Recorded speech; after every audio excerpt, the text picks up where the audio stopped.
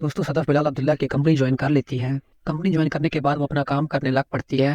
دوستوں بلال عبداللہ اپنے آفس میں صدف کو دیکھ رہا ہوتا ہے اور پاس ہی رمشا کھڑی ہوتی ہے۔ بلال عبداللہ رمشا سے کہتا ہے، یہی ان لڑکیوں کی ادائیں ہوتی ہیں جو انسان کو قتل کرنے پر مجبور کر دیتی ہے۔ ان کی سادگی دیکھو، ان کی ادائیں دیکھو، انسان کو محبت کرنے پر مجبور کر دیتی ہے۔ آگے سے رمشا بلال عبداللہ کو کہتی ہے، سر ایک بات کہو تو آپ مائنڈ نہیں کریں گے؟ آگے سے بلال عبداللہ رمشا سے کہتا ہے کہ ہزاروں لوگ میرے بارے میں باتیں کرتے ہیں، تم کر لو تو کیا فرق پڑتا ہے؟ رمشا کہتے ہیں کہ سر ایکچولی مجھے ایسے کیوں لگ رہا ہے کہ آپ صدف میں انوالو ہو رہے ہیں، آئی تھنک آپ کو اس سے محبت ہو گئی ہے۔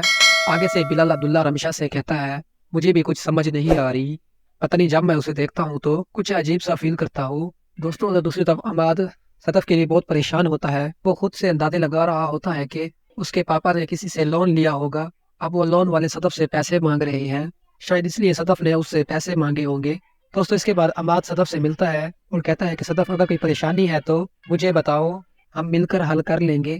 دوستوں صدف کہتی ہے کہ ایسی کوئی بات نہیں ہے، میں بس ایسے ہی تمہارا ریئیکٹ دیکھنے کے لیے پوچھ رہی تھی۔ دوستوں صدف اور اماد کی باتیں بلال عبداللہ سن رہا ہوتا ہے۔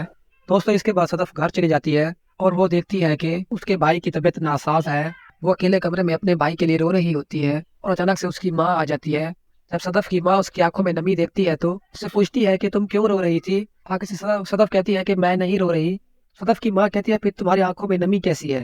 آگے سے صدف کہتی ہے کہ بابا کی یاد آ رہی تھی اس لیے آنکھوں میں آنسو آ گئے۔ دوستوں اگلے دن جب صدف اپنے آفس جاتی ہے، بلال عبداللہ آگے کھڑا ہوتا ہے اور صدف سے کہتا ہے کہ میں نے آپ کی اور اماد کی ساری باتیں سن لی تھی، وہ آپ سے کوئی پریشانی کا ذکر کر رہا تھا، کیا آپ مجھے بتا سکتی ہیں کہ آپ کو کیا پریشانی ہے؟ دیکھیں اگر آپ مجھے اپنا مسئلہ بتا دیں گی تو مجھے بہت خوشی ہوگی۔ آگے سے صدف کہتی ہے کہ مجھے آپ کا احسان نہیں چاہیے، ابھی میں زندہ سلامت ہوں اور میرے ہاتھ پاؤں بھی ابھی سلامت ہیں، ابھی میں اپنے گھر والوں کو وہ چیز دے سکتی ہوں جن کو لوگوں کی ضرورت ہے، ان کی ضرورت ہے، آپ پلیز اپنی مہربانی اپنے پاس رکھیں۔ دوستوں پھر رمشا بلال عبداللہ سے کہتی ہے کہ صدف آپ کا تو کیا کسی کا بھی احسان لینے کے لیے تیار نہیں ہے، اس کے پاپا کے چلے جانے بعد صدف نے خود کو خوددار کر لیا ہے، اور سر مجھے لگتا ہے کہ صدف کے اندر کوئی تو ایسی بات ہے جو اسے اندر سے کھائی جا رہی ہے۔ بلال عبداللہ رمشا سے کہتا ہے کہ تم پتہ لگاؤ اسے کون سی چیز تنگ کر رہی ہے، کیونکہ میں اس کے چہرے پر اداسی نہیں دیکھ سکتا۔ دوستوں ویڈیو اچھی لگے تو لائک کر دینا اور چینل کو سبسکرائب کر دینا۔